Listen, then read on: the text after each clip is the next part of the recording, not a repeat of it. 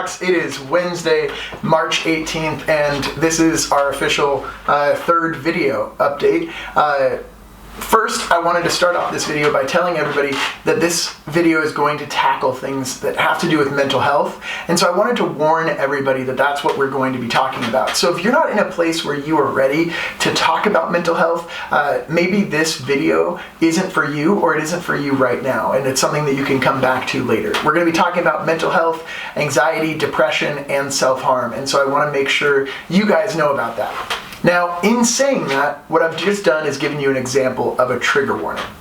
Trigger warnings are so common nowadays that we turn them into memes. We talk about how there's a trigger warning on absolutely everything because of this culture of snowflakes. But in reality, trigger warnings exist so that people who are struggling with mental health can recognize when media that they're consuming is going to make things more difficult.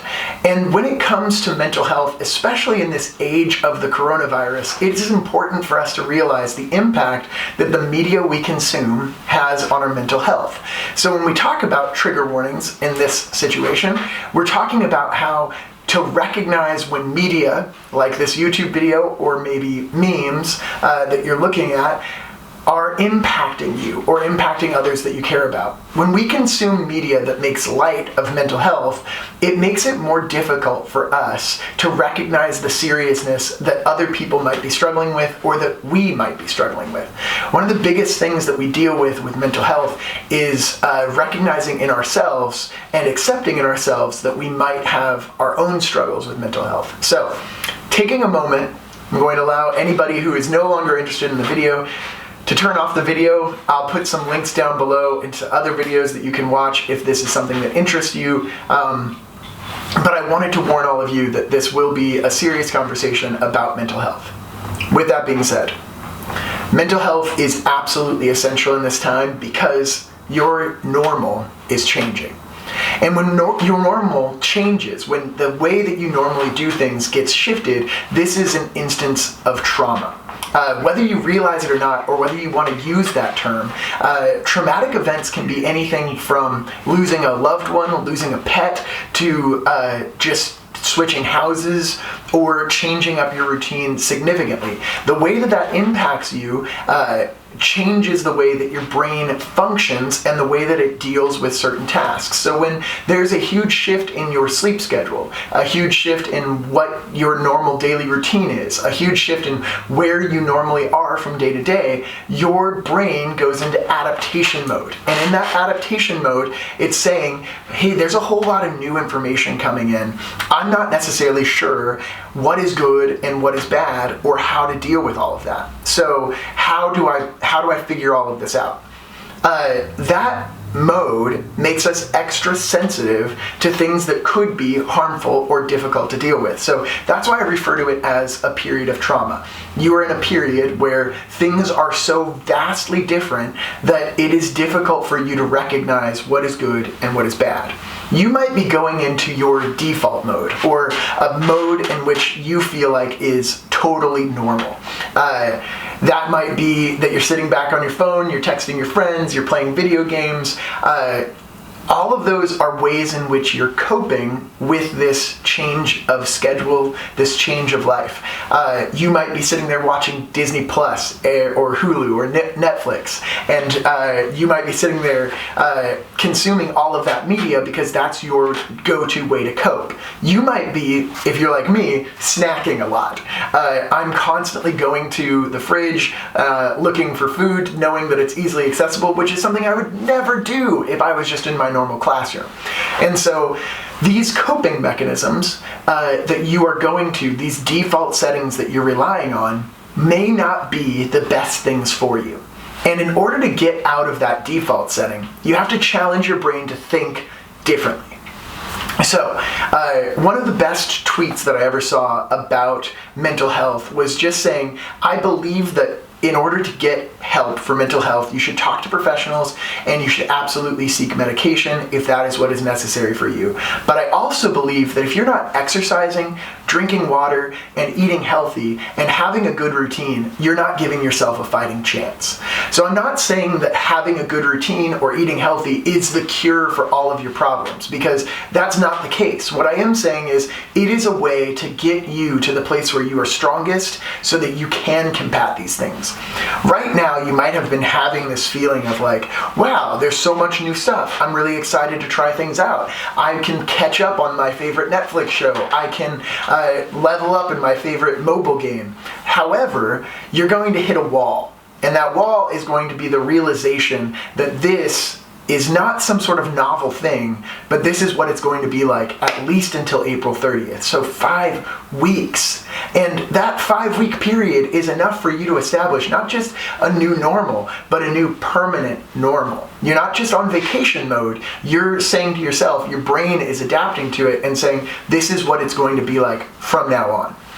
So, how do we take back power from our default setting? From the part of our brain that's just like, hey, let's cope with this, let's feel okay, let's just get some dopamine flowing, some serotonin up in there. How do we get out of that mindset and into the mindset where we're saying, how I want to control, or I want to feel like I am my own person making my own decisions within this context? So when we talk about that, oftentimes what we face is anxiety, depression, and some of the coping mechanisms for those things are unhealthy, which is why I warned you guys that we would be talking about things like self-harm. When you get to a point where you've been feeling something that is negative for a long enough period of time, your brain might say, I'm going to not allow you to feel this thing anymore. And in that not feeling anything, the numbness that comes with that says, hey, I don't want to do this, I don't want to cope with it, I just want to shut it all out, you start to only feel some of the most intense feelings.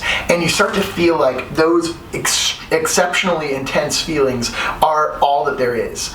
And so that leads to these places where you're saying, wow, my life really, really, really sucks. All I feel is the most painful things, and everything else feels dull or boring. The best way to get out of this default setting that is destructive for you and into a better setting is to start by just having one healthy habit. One simple healthy habit that you're having every day, that you can recognize, hey, I know that I'm doing this for my best interest. I'm doing this to make me feel better. Something like taking your dog for a walk. Something like, as many of my students responded on their attendance assignment, doing a workout routine every single morning. For you guys, that might not be plausible, it might not be as easy, or you might not feel inclined to go work out. I'm not asking you guys to push yourself to get super swole over the break. I'm not asking you to go Uncle Iroh and all of a sudden shed a bunch of weight and get ripped while you're in jail. I'm asking you guys to think seriously about moving, being active, and making sure that you're not just staying in one place. So that can be anything as simple as taking a walk around the block. And I don't want you to push yourself to the point where you're like, I hate doing this, this feels burdensome. I want you to make it so abundantly easy that it's almost embarrassing if you don't do it. I'm going to get out of bed, I'm going to go touch the front door, and I'm going to walk back to bed. That is enough that you are at least not staying in one spot consuming the same thing. Now let's talk about consumption of media. What you take in absolutely impacts the way that your brain works.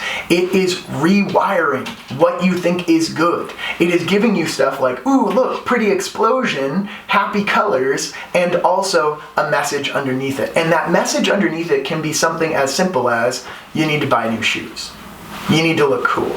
Right? You look at TikTok and some of the stuff that has come out about TikTok recently, where they have censored people who are unattractive or who are poor because they want you to associate that happiness with their idea of what success looks like. And that success always goes hand in hand with consuming. Consume more, buy more stuff, get the makeup that you need, get the surgeries that you need.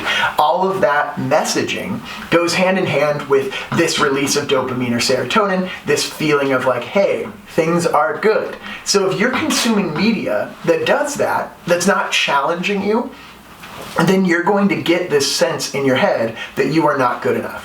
Whereas when you watch a very powerful documentary, you might be upset about the world. You might not have this like sense of happiness built up inside of you, like, wow, everything's pretty, swipe to the next thing. But you do have a greater sense of your place in the world and a greater sense of your purpose for being here. Think back to what I've always said about essays. The thing that makes an essay good is having a strong purpose. So recognizing that the media you consume should be setting a fire in your soul that says, I have a purpose, I have a reason to do something, I have something I'm excited about.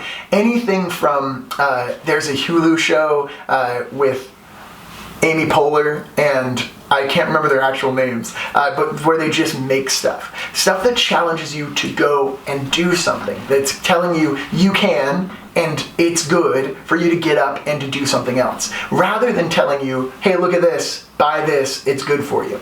That's ultimately going to have a negative impact on your mental health if you're consistently getting media that's telling you you're not good enough. Because, as I said before in the reading video, your mental health is ultimately about your internal space, this place that you go to when everything is quiet. And that place can get really messy. It can get really filled with junk. And all of that junk, like, and I'm not trying to just diss on TikTok. I'm sure there are good TikToks out there. You guys are better at TikToking than I am. But those TikToks that are just mind-numbing, the anxious scroll that you do through all of this gibberish, right, is ultimately affecting your brain and telling you your mental space is cluttered with junk. You're not good enough. You're not going to ever do anything. You're never going to be as big or important as these people. You're never going to have enough clout. People are always watching and everyone's judging you, right? Those thoughts create a dialogue inside of your head. And this internal dialogue that's coming from your internal space can be destructive. And when we feed that, you guys have seen that hilarious meme about the two wolves. The modification I saw of that I thought was really good was there are two wolves warring inside of you. You should go see a doctor. The recommended amount of wolves is 0. So, but you have this idea of two wolves inside of your brain. Which one are you going to feed? For the most part, when we consume media that's bringing us down, it's a problem. Last thing that I want to suggest for conversations about how to address mental health in this time, and I've said this before, talk to real people. Real people are not content creators. Real people are not selling you a product. Real people don't end their conversations with you with, oh yeah, make sure to go to www.audible.com/Mr. Jack. No, all of that is not how your actual dialogues with other human beings go. So make sure that you're consuming social interaction that is not based on trying to sell you a product, that is not based on anything like that. You're talking to actual other human beings. You're not just sharing other content. So when you're talking to other human beings, are you just posting up a whole bunch of memes and letting the memes talk for you? Or are you actually contributing to the conversation, being sincere, being open, and being genuine? I think that that's absolutely essential, and that's what I would love to see within the Discord as well, is having a place where you guys can talk and be open with each other. I got on last night onto the voice chat of Discord and was able to just hear you guys all talking with each other, and it brought me back to the classroom. It brought me back to that feeling where I heard all of you interacting. One of the best things about school that students consistently say makes school worth it is the social interaction. It's also one of the most dangerous. When we turn that into a place where we can bully others, where we can treat them without empathy, where we can treat them just like we would an anonymous person that we're throwing memes at, when we say things that are inappropriate or when we say things that are triggering, we ultimately do a disservice to that online space. And that online space is helping you to curate your inner space. So the stuff that's going on inside your head mimics whatever you've consumed outside. So if all you're doing is consuming media that's telling you you're not good enough, or that's using words that make you feel not good, then that inner dialogue, when you go into that quiet place, is going to be all about that same phrasing. So with that, I want to lead you guys, I know we have a pretty long video today, I want to lead you guys in just a moment, closing your eyes, breathing in deeply,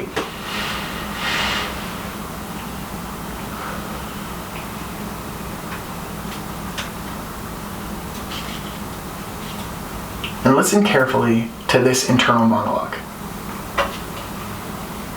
It will be okay. You have people who care about you. You'll be safe. Not just that, but you have an amazing opportunity to do something awesome today. I know that you can, and I know that you will. All that it takes is a simple breath. Think clearly. Do what's best. Be here, be open, and be better. I care about all of you guys. I want you to use this opportunity to be the best versions of yourself. I want you to use every opportunity to be the best versions of yourself. So keep on pushing yourself. Don't let yourself just be a copy of whatever the media is telling you. Don't let yourself just be a copy of whatever you're seeing online. Create your own space. And that starts by creating it in here and letting that overflow to others. Make sure that what's inside is full of love, compassion, kindness. And then that way, what you're going to share with others is going to be the same. So, with that being said, I think I've decided on my sign out. You guys can tell me in the comments if this is a good enough sign out. But I was thinking, stomp your feet, clap your lap, da-da-da-da, yell quack, quack! No? Okay. We'll figure it out next time, guys.